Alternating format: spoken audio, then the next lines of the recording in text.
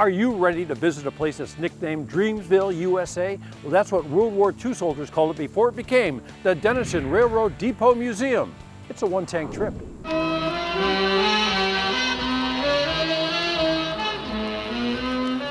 Dennison in Tuscarawas County started out as a railroad town. During World War II, it was a major rail stop and integral in the mobilization of troops for the armed services. Won't you come with me to Dreamsville, Ohio? In 1939, Glenn Miller wrote a song called Dreamsville, Ohio. And in the song, if you listen, the lyrics talk about this very idyllic little town. So we think that the soldiers kind of picked up on that song and they decided to nickname Dreamsville. It was actually nicknamed by the soldiers themselves. Dennison, or Dreamsville, Ohio, saw thousands of soldiers pass through on the way to war.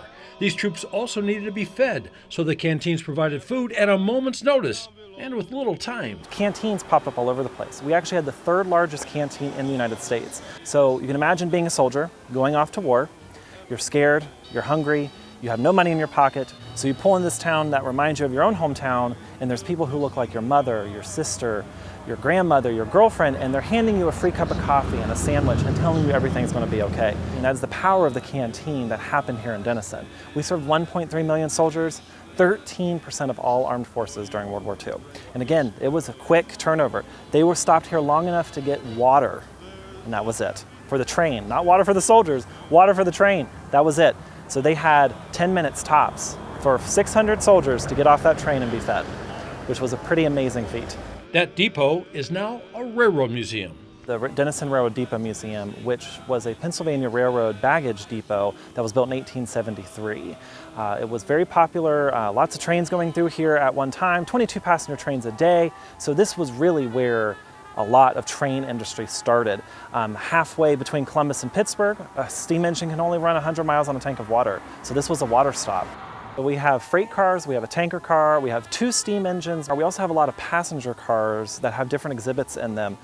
There's a children's interactive exhibit car. We also have a World War II hospital and surgery car. You'll see what like surgical equipment and different types of things that were used during World War II. And plus we also have the original building that you can go in as well. In there, you'll see what Dennison looked like in its heyday in the 1920s.